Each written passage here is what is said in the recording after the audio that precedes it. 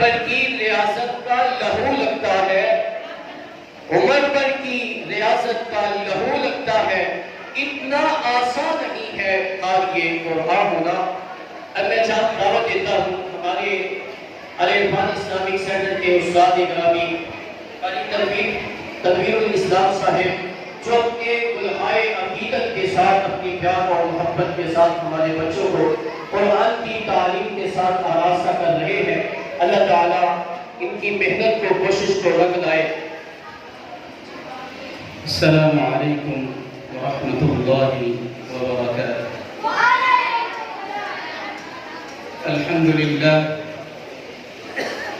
نحمده ونستعينه ونستغفره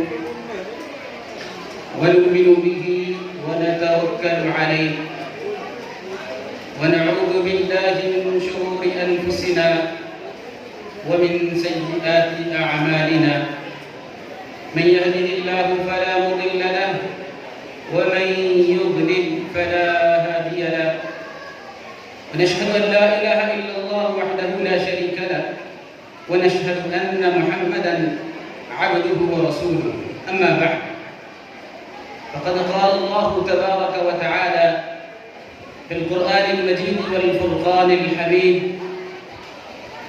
أعوذ بالله من الشيطان الرجيم، بسم الله الرحمن الرحيم، يا أيها الذين آمنوا قوا أنفسكم وأهليكم نارا وقودها الناس والحجارة عليها ملائكة غلاظ شداد لا يعصون الله ما أمرهم ويفعلون ما يؤمرون. وقال النبي صلى الله عليه وآله وسلم: كل مولود يولد على فطرة الإسلام فأبواه يهودانه أو ينصرانه أو يمجسانه. حمد و ثنا اور درود و سلام کے بعد قرآن مجید کی سورۃ التحریم کی ایک آیت آپ کے سامنے تلاوت کی ہے، اور اس کے ساتھ ایک حدیث رسول صلی اللہ علیہ وآلہ وسلم کا ٹکڑا آپ کے سامنے پیش کیا ہے۔ میں آپ لوگوں کو، خواتین و حضرات کو، اس بابرکت محفل میں اور آج کی اس بابرکت مجلس میں مرحبا، خوش آمدید کہتا ہوں۔ یقیناً یہ محفل اور یہ مجلس جو ہے، جس میں قرآن مجید کی تلاوت، رسول اللہ صلی اللہ علیہ وآلہ وسلم کا ذکر کیا جا رہا ہے، اور فرشتے آسمان سے ہر روز گزرتے ہیں، آتے ہیں نیچے زمین پر، اور گزرتے ہوئے دیکھتے ہیں ایسی مجلسوں کو ڈھونڈتے ہیں جس میں اللہ کا ذکر کیا جا رہا ہو، پھر اس کو بیٹھ کے سنتے ہیں، اور پھر آسمان پہ جا کے اللہ تبارک و تعالیٰ کو بتاتے ہیں کہ ہم نے ایک مجلس میں آپ کا ذکر دیکھا، آپ کا ذکر سنا۔ تو اللہ تبارک و تعالیٰ سب کچھ جاننے کے باوجود پوچھتے ہیں: بتائیے اس مجلس کے لوگ کیا چاہتے ہیں؟ تو فرشتے بتاتے ہیں وہ آپ کی معافی کا طلبگار ہیں، آپ سے معافی کے طلبگار ہیں۔ اللہ تبارک و تعالیٰ کہتے ہیں فرشتوں گواہ رہنا، میں نے اس محفل میں، اس مجلس میں شرکت کرنے والے تمام لوگوں کو معاف کر دیا۔ فرشتے سوال کرتے ہیں: ایک ایسا آدمی جو کہ اس مجلس کی نیت سے نہیں آیا، گزرتے ہوئے دیکھا کہ لوگ بیٹھے ہیں، میں بھی شامل ہو جاؤں، اور بدبخت انسان ہے۔ اللہ تبارک و تعالیٰ کہتے ہیں لوگوں کے اندر ذکر ایسا چل رہا ہے کہ اس بدبخت کو بھی میں نے معاف کر دیا، آج کے دن سب کو معاف کر دیا۔ اور یقیناً یہ محفل اور یہ مجلس غشیتہم الرحمہ حفتہم الملائکہ، اللہ کی رحمتیں نازل ہو رہی ہے، فرشتوں نے ان کو گھیرے میں لیا ہوا ہے۔ قرآن مجید کی یہ جو آیت میں نے آپ کے سامنے تلاوت کی ہے، اللہ تبارک و تعالیٰ کہتے ہیں اے ایمان والو، خود اپنی ذات کو بھی اور اپنے بیوی بچوں اور اپنے گھر والوں کو بھی اس آگ سے بچا لو جس کا ایندھن لوگ اور پتھر ہیں۔ لوگوں کو پھینک پھینک کے اس کے اندر آگ کو بھڑکایا جائے گا، اور اس سے اگر کمی نہیں پوری ہوگی والحجارہ، اس کے اندر پتھر پھینکے جائیں گے، اور آگ کو بھڑکا کے پھر اس کے اندر لوگوں کو سزائے دی جائے گی۔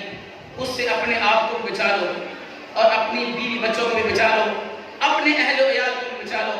اور رسول اللہ صلی اللہ علیہ وسلم نے فرمایا کہ ہر بچہ جب پیدا ہوتا ہے تو فطرت اسلام پہ پیدا ہوتا ہے، حقیقت میں وہ مسلمان ہوتا ہے، لیکن اس کے والدین یا تو اس کو یہودی بنا دیتے ہیں، یا اس کو عیسائی بنا دیتے ہیں، یا اس کو نصرانی بنا دیتے ہیں، مجوسی بنا دیتے ہیں۔ یہ والدین ہی ہے کہ جو اپنے حقیقی اور سچے مسلمانوں کو غلط راہوں کی طرف لے کے جاتے ہیں۔ میں کہتا ہوں کہ آج ہم یہ ہمارے گھر میں ہر پیدا ہونے والا بچہ جدی پشتی مسلمان ہوتا ہے، لیکن اس کے باوجود وہ لیفٹ رائٹ دائیں بائیں کیوں جاتا ہے، حقیقی مسلمان کیوں نہیں رہتا؟ کیوں؟ کیونکہ ہمارے گھروں کے اندر بچوں کو اسلام والا اور مسلمانوں والا ماحول نہیں ملتا۔ گھروں کے اندر آج کیفیات بدل چکی ہیں۔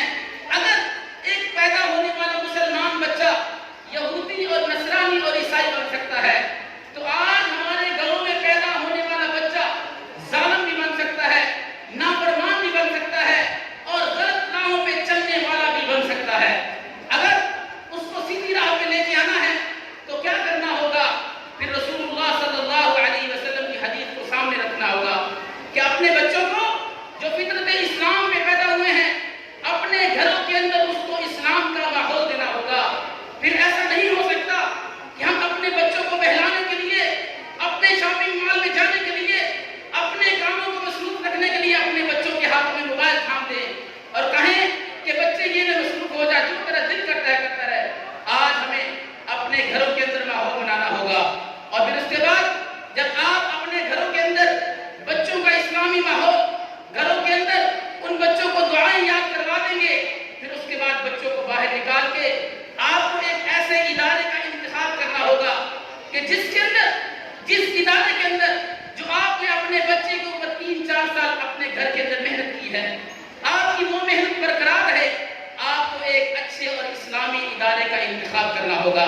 ایسا نہ ہو کہ اپنے گھر کے اندر تو آپ 3-4 سال بچے کو تعلیم دیتے رہیں، دعائیں یاد کرتے رہیں، عقیدہ ٹھیک کر دیں، سب کچھ ٹھیک ہو جائے، لیکن آپ جب سکول کا انتخاب کرنے کے لیے نکلیں تو آپ کے ذہن میں یہ ہو کہ سکول کا نام کوئی یونیک سا ہونا چاہیے، بڑا ہی پیارا سکول کا نام ہو تو اپنے بچے بچی کو وہاں داخل کروانا ہے۔ سکول کا یونیفارم اگر بہت ہی اعلیٰ قسم کا ہو تو میرا بچہ یا بچی وہاں داخل ہوگی۔ جس سکول کے اندر فلیکس لگی ہو، سکل لگی ہو کہ یہاں کے بچوں نے بڑا ٹاپ کیا ہے، بڑے نمبر حاصل کیے ہیں، میں نے اپنے بچے اور بچی کو وہاں داخل کروانا ہے۔ نہیں، آپ کو پھر ادارے کا انتخاب کرنے کے لیے ان کے مضامین دیکھنے ہوں گے، ان کے سبجیکٹ دیکھنے ہوں گے، ان کا جو تعلیمی ماحول ہے وہ دیکھنا ہوگا، بچے اور بچی کی وہ جو تعلیمی ماحول ہے وہ دیکھنا ہوگا، اساتذہ کا دیکھنا ہوگا کہ ہم نے اپنے لال کو، اپنے بچے اور بچی کو ان اساتذہ کے ہاتھ میں دینا ہے، ان کا ماحول کیسا ہے، یہ چیزیں پھر آپ کو دیکھنی ہوگی۔ اور تعلیم کے لیے یونیفارم کو، اسکول کے نام کو، بورڈ کے مارکس کو پیچھے رکھنا ہوگا، اور آپ کو اسلامی ماحول کو سامنے رکھنا ہوگا۔ کیوں؟ اگر آپ ان چیزوں کو خیال اپنے سامنے رکھیں گے تو انشاءاللہ مجھے امید ہے کہ پھر اداروں میں سے بڑے بڑے اچھے لوگ، حفاظ کرام اور دین کو سمجھنے والے نکلیں گے۔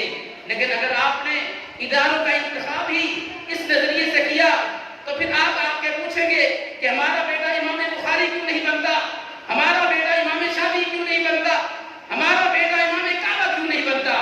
اللہ کے بندوں اور بندیوں، جب آپ نے سکول کا انتخاب ہی ایسا کیا ہے، جو چیزیں آپ نے دیکھی ہیں وہ بچہ ہر روز کرتا ہے، ہر روز اسی یونیک سے نیم والے اسکول میں بچہ پڑھنے جاتا ہے، اسی اسمارٹ سے یونیفارم میں بچہ جاتا ہے، اور آپ کا بچہ بورڈ میں بھی اچھی پوزیشن بھی حاصل کر لیتا ہے۔ لیکن میں آپ کو بتلاتا چلوں کہ یہ ساری چیزیں جو ہم دیکھتے ہیں تو بچہ ہمارا دین سے تو دور ہوتا ہی ہوتا ہے، لیکن جس مقصد کے لیے ہم نے اس ایسے اسکول کا انتخاب کیا ہے، اگر اس اسکول کے اندر بچے کے نمبر کم آ جاتے ہیں تو پھر بکھر والے واقعات جو ہیں وہ رونما ہوتے ہیں۔ بچے ڈرتے ہوئے گھر بتاتے نہیں کہ میرے مارکس کم آئے ہیں۔ اللہ کے بندوں اور بندیوں، اپنے آپ کو تبدیل کرو اور اپنے ذہنوں کو تبدیل کرو، اور سکول کے انتخاب کے لیے اچھے ادارے کا انتخاب کرو، اسی ادارے میں آج میرے محسن جناب عمران حنیف صاحب الحمدللہ اللہ کی توفیق سے اس کاوشوں میں ہیں کہ آپ کے اولاد کو، آپ کے بچے اور بچیوں کو اسکول کے ساتھ ساتھ انہوں نے الحمدللہ العرفان اسلامک سینٹر کا قیام کیا ہے، جس میں 100 کے قریب بچے اور بچیوں کو حفظ کروا کے جا چکی ہیں، اور الحمدللہ کتنے ہی یہاں بچے اور بچیاں حفظ کے لیے زیر تعمیر ہے۔ میں آپ لوگوں کو دعوت دیتا ہوں کہ آپ بھی اپنے بچے اور بچیوں کو اس العرفان اسلامک سینٹر میں داخل کروائیں، اور اپنے اعزاء و اقارب، آپ کے قریبی رشتہ دار، آپ کے ہمسائے ہیں، ان کو بھی اس چیز کی دعوت دیں کہ العرفان اسلامک سینٹر کا انتخاب کریں، جہاں آپ کے بچے اور بچیوں کو اسلامی ماحول ملے گا۔ اس ادارے کے اندر الحمدللہ یہاں صبح اسمبلی میں اذکار، صبح کے جو اذکار ہیں ان سے الحمدللہ اسمبلی کا آغاز ہوتا ہے۔ اسمبلی کے اندر ہی الحمدللہ بچوں کو اللہ تیار بیٹھے ہیں، اگر ان سے بچنا ہے۔ ہم بھی ان بچوں اور بچیوں کو یہ کہتے رہتے ہیں کہ جو بھی آپ کو بات نظر آئے، جو بھی بات شیئر کرنی ہو، آپ کی والدہ اور آپ کے والد سے بڑھ کے دنیا میں آپ کے لیے کوئی خیر خواہ نہیں، ان سے اپنی بات کو شیئر کیجئے، وہ آپ کے لیے چلتا پھرتا تجربہ ہے، ان سے حاصل کیجئے۔ اللہ تبارک و تعالی سے دعا ہے جو سنا ہے اس کے مطابق مجھے اور آپ سب کو عمل کرنے کی توفیق عطا فرمائے۔ پچھلے پروگرام میں میں نے آپ کو بتایا تھا کہ بچوں کے لیے ایک مخصوص جو لہجہ ہے اس کے اوپر محنت ہو رہی ہے۔ الحمدللہ اس 6 مہینے کے اندر 90% سے اوپر بچے اور بچیوں کے اندر وہ لہجہ سما چکا ہے۔ ابھی میں نے کل ہی ان بچوں اور بچیوں سے سنا تو وہ لہجہ الحمدللہ ان بچوں کے اندر آ چکا ہے۔ وہ لہجہ کون سا تھا؟ اعوذ باللہ من الشیطان الرجیم، بسم اللہ الرحمن الرحیم، تبارک الذی بیدہ الملک وہو علی کل شیء قدیر۔ میں سوچتا ہوں کہ جب بھی کوئی بچہ یا بچی تلاوت کرنے کے لیے آتی ہیں، الحمدللہ یہ لہجہ ان کے اندر موجود ہے اور اس کے اوپر محنت کی ہے۔ ایک نیا لہجہ جو آپ کو ابھی بچیاں سنائیں گی آپ کے سبق، ان کے اندر بھی وہ لہجہ آپ کو ملے گا۔ صبغۃ اللہ ومن احسن من اللہ صبغہ ونحن لہ عابدون۔ تقریباً 10% بچوں اور بچیوں کے اندر یہ لہجہ بھی الحمدللہ آ چکا ہے۔ اس کے بعد جو تیسرا لہجہ ہے، میری کوشش ہے، تھوڑا سا مشکل ہے لیکن کاوش یہ ہے کہ یہ بچوں کے اندر لازمی آنا چاہیے۔ اعوذ باللہ من الشیطان الرجیم، بسم اللہ الرحمن الرحیم، الحمدللہ رب العالمین، الرحمن الرحیم، مالک یوم الدین، ایاک نعبد و ایاک نستعین۔ یہ ایک تیسرا لہجہ ہے۔ آپ اپنے بچوں کو، بچیوں کو جن کے آ رہے ہیں اللہ کی توفیق سے وہ سیکھ رہے ہیں، اور جن کے نہیں آ رہے اپنا ذہن بنائیں اور ارادہ کریں کہ بچوں اور بچیوں کو حفظ کے لیے یہاں داخل کروائیں گے۔ میں موجود ہوں، قاری لقمان صاحب موجود ہیں، سر عمران کی زیر سرپرستی میں۔ انشاءاللہ اللہ کی توفیق سے ہم اپنی استطاعت سے بڑھ کے کوشش کریں گے کہ یہ بچے قرآن کے لیے نکھر کر سامنے آئیں۔ اللہ تعالیٰ مجھے اور آپ سب کو عمل کی توفیق عطا فرمائے۔ اقول قولی ھذا واستغفر اللہ لی ولکم ولسائر المسلمین والمسلمات، والسلام علیکم ورحمۃ اللہ وبرکاتہ۔